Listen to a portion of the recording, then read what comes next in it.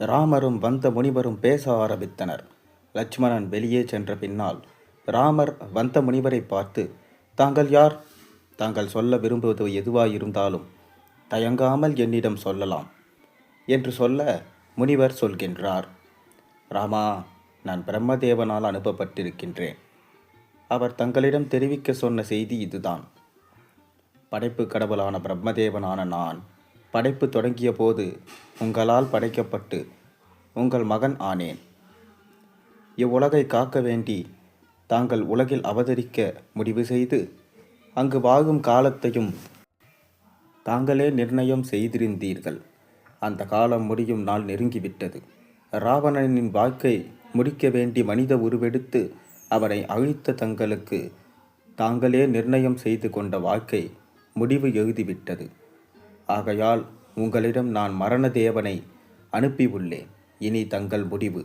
இன்னும் சில காலம் பூமியில் வாழ்ந்து உலக மக்களுக்கு நன்மை செய்ய வேண்டும், பாதுகாவல் செய்ய வேண்டும் என்று நீங்கள் கருதினால் அவ்விதமே ஆகுக. இல்லை, தங்கள் உரிய இடத்திற்கு திரும்ப வேண்டும் என்று நினைத்தாலும் அவ்விதமே ஆகுக என்று சொல்கின்றார் வந்த மரணதேவன். ராமரும் அதை ஏற்று இந்த செய்தி தனக்கு மகிழ்வையே அளிப்பதாயும் வந்த காரியம் முடிந்த பின்னரும் இங்கே தாமதிப்பதில் அர்த்தம் இல்லை, இதில் சிந்திக்கவும் எதுவும் இல்லை என்று சொல்லிவிட்டு தாம் எங்கிருந்து வந்தோமோ அங்கேயே திரும்புவதாகவும் கூறுகின்றார். அப்போது வாசலில் ஒரே சப்தம், இரைச்சல், வாக்குவாதம். ராமர் என்னவென்று பார்க்க திரும்புகிறார். அப்போது லட்சுமணன் தடையை மீறி உள்ளே வர பார்க்கின்றான். அடடா, என்ன இது? லட்சுமணன் காவல் இருந்த வேளையில் அரண்மனைக்கு வந்த துர்வாசவர் ராமரை காண வேண்டும் என விரும்ப, ராமர் தனி அறையில் வேறு யாரோ ஒரு முனிவருடன் மந்திர ஆலோசனையில் ஈடுபட்டிருப்பதாய் கேள்விப்பட அங்கே வந்து சேருகின்றார். அங்கே காவலுக்கு இருந்த லட்சுமணன் திகைத்து போகின்றான். துர்வாசரின் கோபம் உலகம் அறிந்ததே.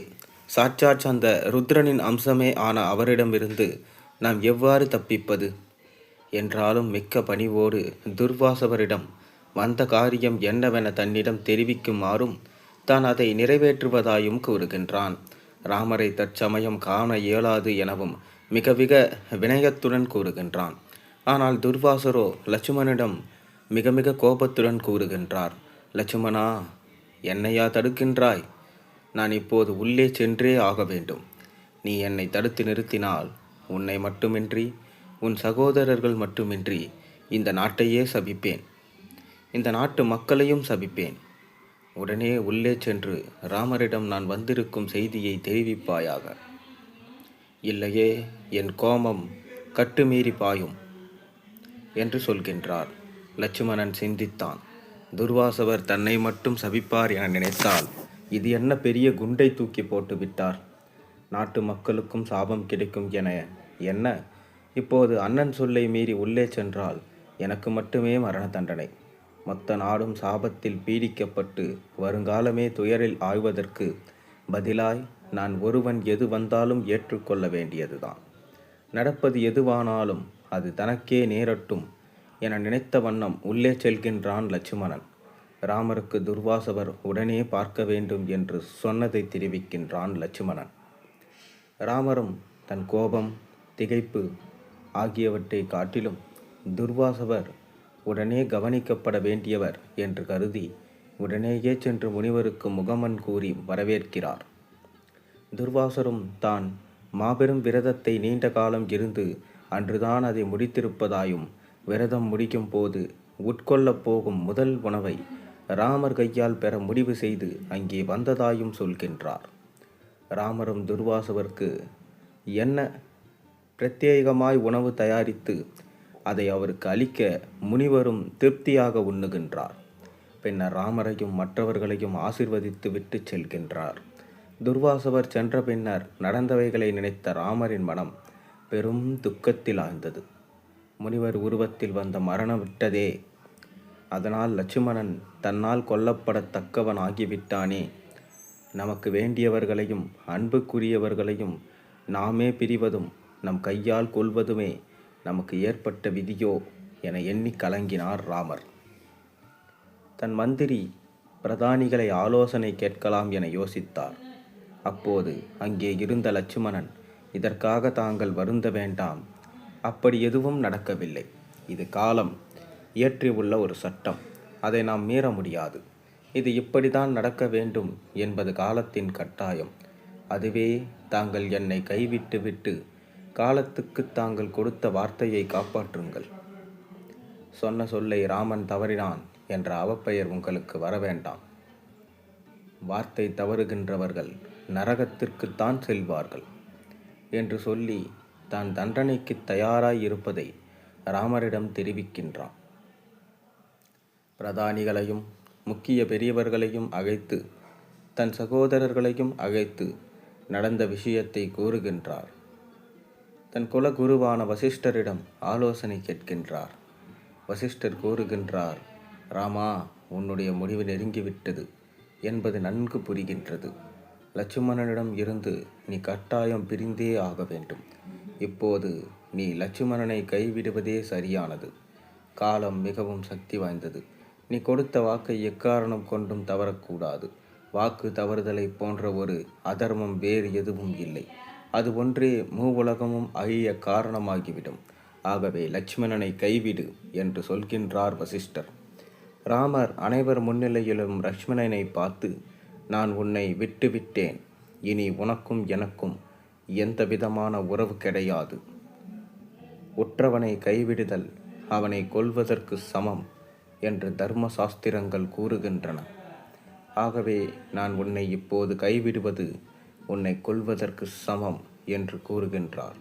லட்சுமணன் கண்கள் குளமாக கண்ணீரோடு அங்கிருந்து வெளியே செல்கின்றான். பின்னர் சரையு நதிக்கரைக்கு சென்று அங்கே தர்ம சாஸ்திரப்படியும் வேத நெறிகள் படியும் சில நியமங்களை கடைபிடித்து முடித்து தன் மூச்சை அடக்கி அங்கேயே அமர்ந்தான்.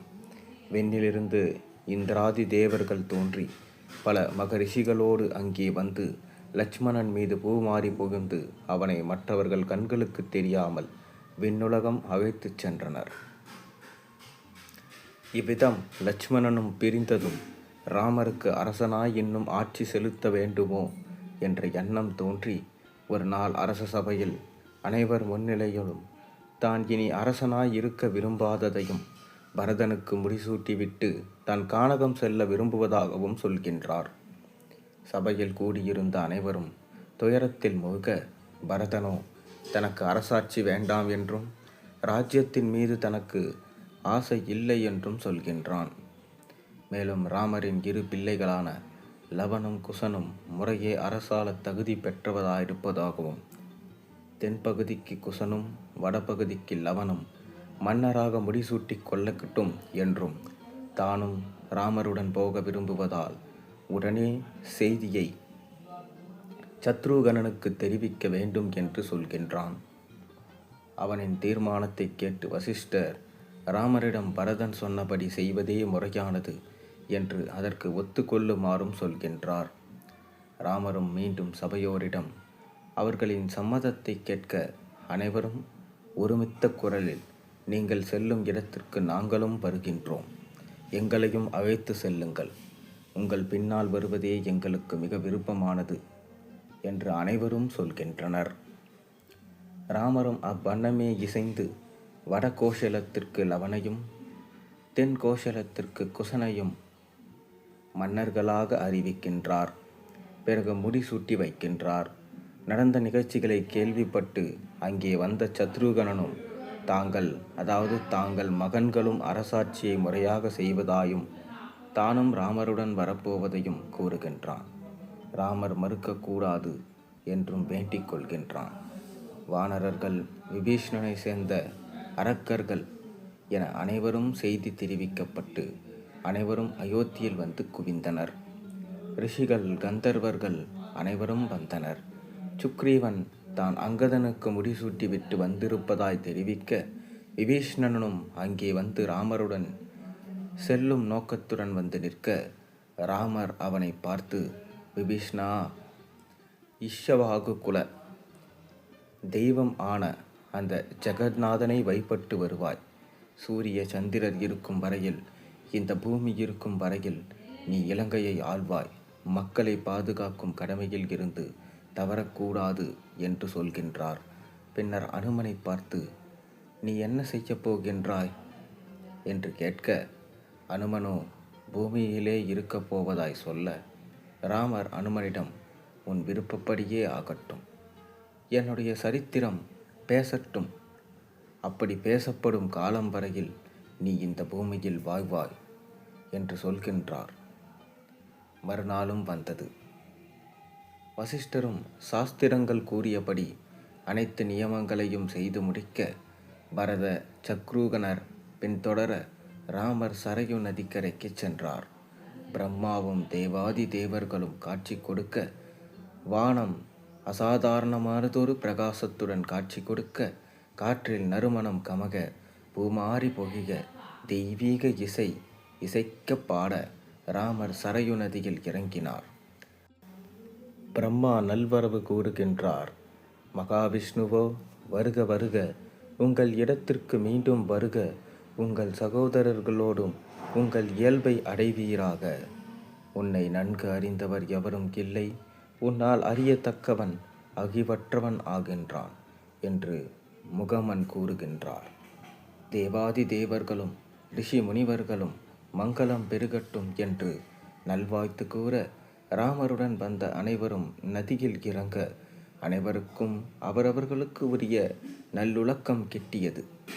அனைத்து உலகங்களிலும், அசையும் பொருட்களிலும் அசையா பொருட்களிலும், ஒவ்வொரு உயிரிலும் வியாபித்து இருக்கும் மகாவிஷ்ணு தன் நிலையை அடைந்தார். இந்த இராமாயண மாலா ரத்தினத்தை இதுவரை படித்தவர்கள் அனைவருக்கும் நன்றி. எல்லாம் அவன் செயல், இயங்குவதும் இயக்குவதும் அவனே. ஓம் நமோ நாராயணா. நன்றி, வணக்கம். நாளை ஒரு நல்ல அருமையான கதையோடு உங்களை சந்திக்கின்றேன். அதுவரை உங்களிடமிருந்து விடைபெறுகின்றேன். நன்றி. இந்த கதை உங்களுக்கு பிடிச்சிருந்தா மறக்காமல் சேனலுக்கு சப்ஸ்கிரைப் பண்ணி லைக் பண்ணுங்கள், பெல் ஐக்கனை ப்ரெஸ் பண்ணுங்கள். உங்கள் நண்பர்களுக்கும் பகிர்ந்து கொள்ளுங்கள். அப்போ தான் நான் போடுற கதையெல்லாம் உங்களுக்கு வந்து சேரும். நன்றி.